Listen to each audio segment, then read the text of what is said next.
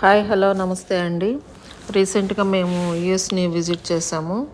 అందులో వచ్చేసేసి ఆ ట్రిప్లో భాగంగా వచ్చేసి మేము శాన్ ఫ్రాన్సిస్కోలో ఉన్నటువంటి గోల్డెన్ గేట్ బ్రిడ్జ్ని విజిట్ చేసామండి.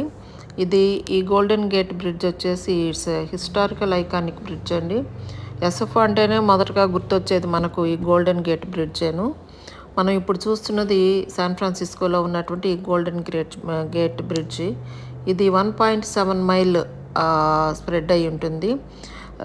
ఒక రోజుకి ఈ బ్రిడ్జ్ పైన 1,20,000 వెహికల్స్ ఈ బ్రిడ్జ్ పైన తిరుగుతూ ఉంటాయండి. పెడెస్ట్రియన్స్ వాక్ని అలౌ చేస్తారు. ఇక్కడ సపరేట్గా పక్కన ఒక చూస్తున్నారు కదా, నడుస్తూ ఉన్నారు, అది వచ్చేసేసి పెడెస్ట్రియన్ వాక్ రోడ్డు. అక్కడ నడిచేవాళ్ళు, చిన్న చిన్న బైక్స్లో వెళ్ళే వాళ్ళకి సపరేట్ రూట్ ఉంటుంది. సో దాని మీద వాళ్ళ బైక్లో రైడ్ చేసుకుంటూ ఆ బ్రిడ్జ్ పైన వ్యూ కింద నుంచి సముద్రాన్ని చూస్తూ ఎంజాయ్ చేస్తూ వెళ్తూ ఉంటారు. ఈ గోల్డెన్ గేట్ కన్స్ట్రక్షన్ వచ్చేసి జనవరి 1933 నుండి మే 1937 వరకు జరిగింది. అప్పట్లో దీనికి $35 మిలియన్ ఖర్చు అయిందంటండి. ఈ కన్స్ట్రక్షన్ టైంలో 11 మెంబర్స్ చనిపోయారట. ఈ బ్రిడ్జ్ యావరేజ్ వెయిట్ వచ్చేసేసి 8,94,500 టన్స్ ఉందంట. లెంగ్త్ వచ్చేసి 1.7 మైల్స్.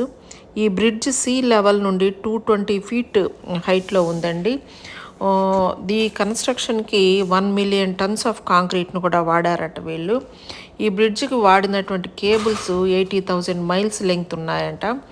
ఎస్పెషల్లీ అటు ఇటు 2 స్ట్రాంగ్ కేబుల్స్ ఉన్నాయి కదా, అవి బ్రిడ్జ్ అంత స్ట్రాంగ్గా కేబుల్స్ను ఇంతవరకు ఎప్పటి వరకు వాడలేదంట. అవి ఉన్నంత స్ట్రాంగ్గా ఏ కేబుల్స్ లేవంట ఇంతవరకు. మొదటిసారిగా ఈ బ్రిడ్జ్కి పెయింట్ వేసినప్పుడు 10,000 gallons ఆఫ్ పెయింట్. ఈ బ్రిడ్జ్కి ఎస్పెషల్లీ ఆ రెడ్ కలర్లోనే పెయింట్ ఎందుకు వేశారంటే ఇక్కడ మంచు ఎక్కువగా ఉంటుంది. బాగా మంచు కురిసే టైంలో కూడా ఈ బ్రిడ్జ్ బాగా కనిపించాలని రెడ్ కలర్ బ్రిడ్జ్ని సంవత్సరానికి ఇంచుమించుగా 1,000,000 మంది విజిట్ చేస్తారంటండి. ఈ బ్రిడ్జ్ విపరీతమైన గాలులు వచ్చినప్పుడు ఒక 8 మీటర్స్ అటు ఇటు వంగుతుందంటే ఇది చాలా చిత్రంగా